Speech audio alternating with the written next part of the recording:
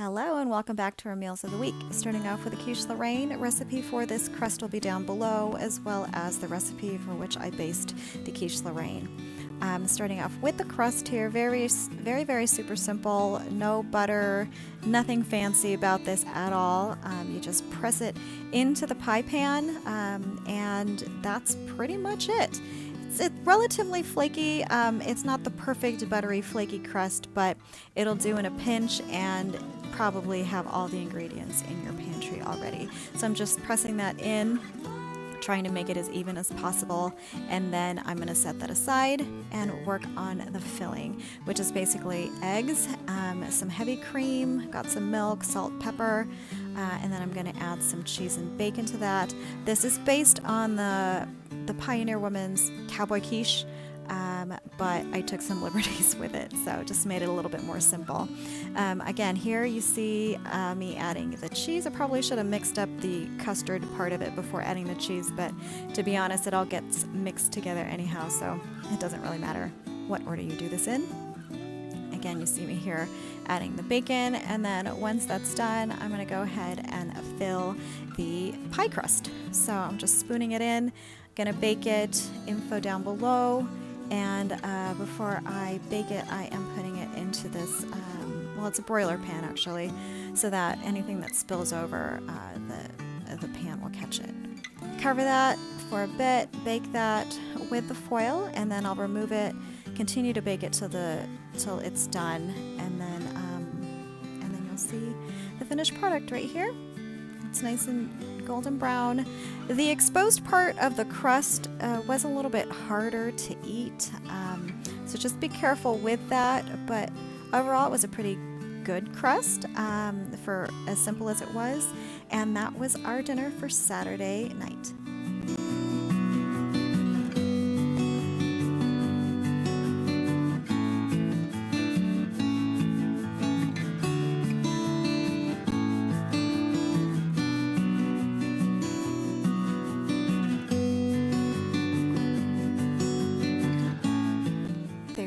Very simple dinner, very easy. Served it with a salad kit from Aldi. I don't even remember which this was any longer.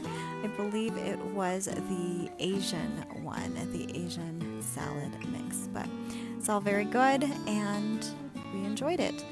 Colin decided to have a grilled cheese with his, since he's not a big super big salad fan, but I did that in the air fryer with mayo on the outside. And that's Saturday.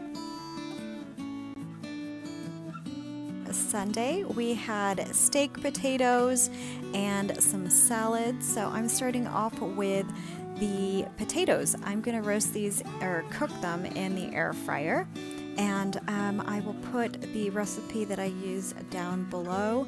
I did go ahead and peel the potatoes so that they would get nice and crispy on the outside, and I think they turned out really delicious. So this is very easy here. I'm just prepping the potatoes. Once the potatoes are all chopped and diced up, I am going to parboil them in some water with some baking soda. The baking soda is supposed to make the water more alkaline and I guess help the potatoes crisp up in the air fryer. So that is what I'm doing here.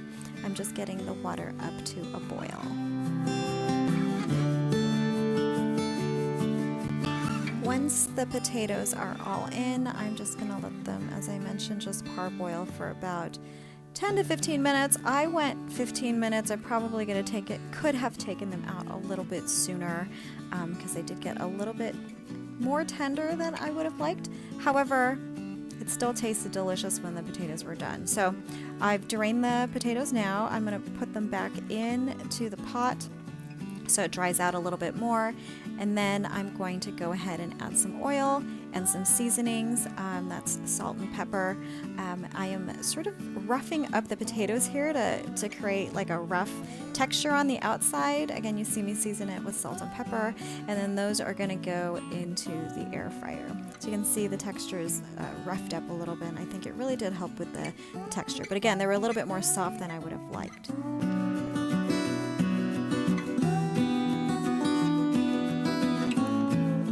To transfer the potatoes into the air fryer basket, and then I'm going to cook them at 390. Start off with about 10 minutes on one side, and in the meantime, I'm going to go ahead and sear the steak. I've just seasoned this in salt and pepper, very, very simply. Again, just sear this on both sides, and then once the potatoes are done in the air fryer, I'm going to take those out and then put the steak in and finish cooking those. Finish cooking the steak in the air fryer.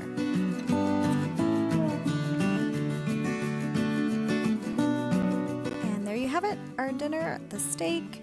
We've got the roasted potatoes. I made a sort of garlic aioli sauce as well with garlic powder, paprika.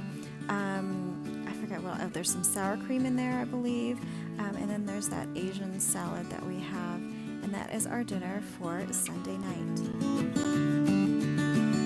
Monday night dinner, we are doing breakfast for dinner, but Filipino style. So they have the Longanisa sweet sausages here with some rice and fried eggs. And that is our Monday night.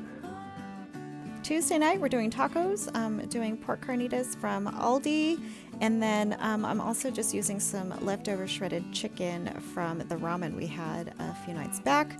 So I'm just going to season that up with this kickin' chicken finger lickin' spice thing that I picked up at Marshall's. I'm going to do the chicken, and then I'm going to start on a sort of just a sour cream sauce. So we've got some sour cream. I'm going to put some seasonings in there. I'm going to use the chili lime seasoning from Trader Joe's. So there it is right there. I just did this to taste. I mean, there's no measurements at all, so just kind of do a little bit at a time.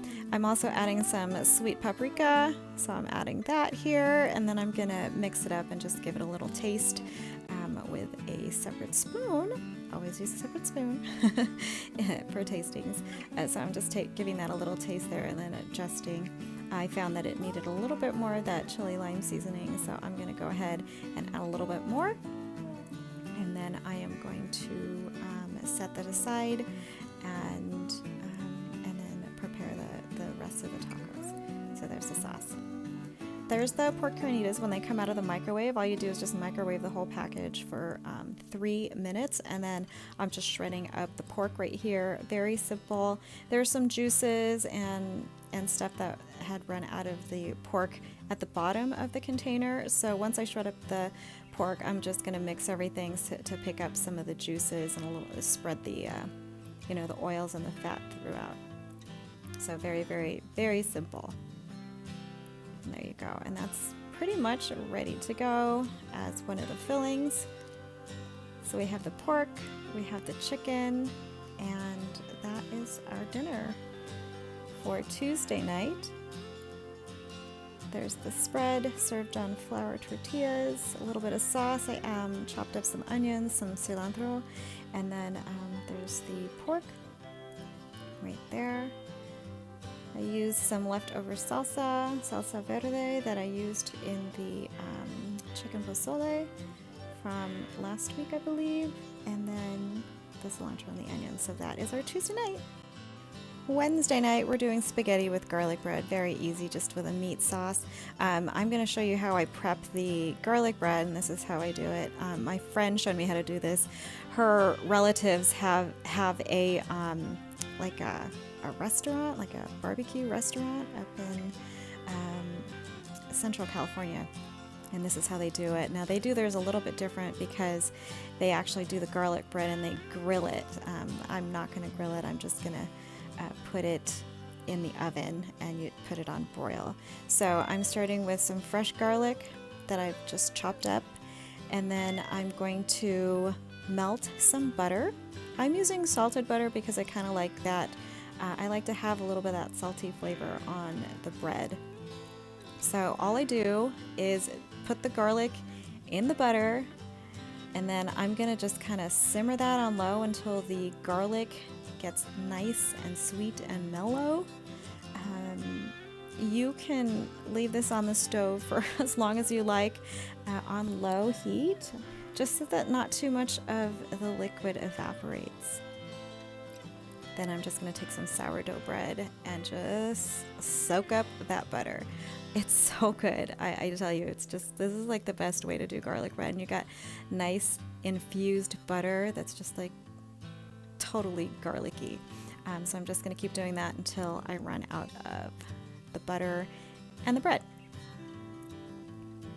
And then once that's all done, as I said, I just put it under the broiler. Gotta watch it. It goes real fast, so just watch it. It's usually just a couple minutes, 2 to 3 minutes, just depends on your setup.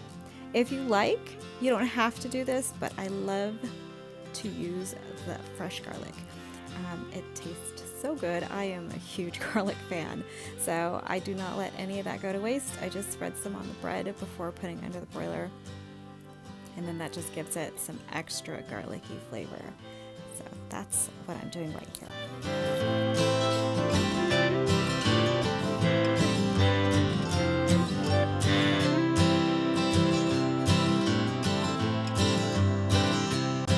And there's a finished dinner. Our spaghetti here with the meat sauce. The meat sauce is just ragu with some ground beef that I added.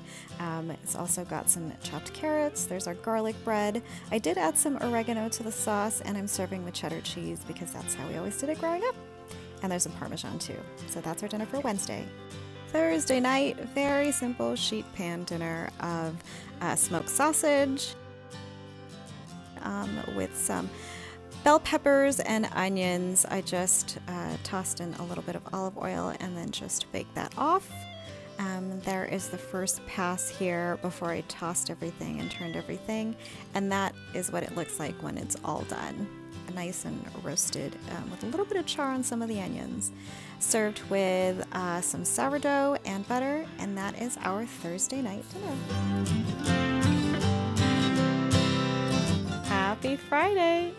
We had McDonald's on Friday. It was supposed to be crab cakes, but alas, we decided to treat ourselves to some filet-o-fish and ended with some ice cream at the end of the evening. Anyway, I hope you guys had a great week, and I will see you in the next video. Hope you enjoyed this. Please do leave your comments down below. Subscribe if you're not already subscribed, and I look forward to seeing you in the next video. Thanks so much. Be well. Take care. Bye-bye.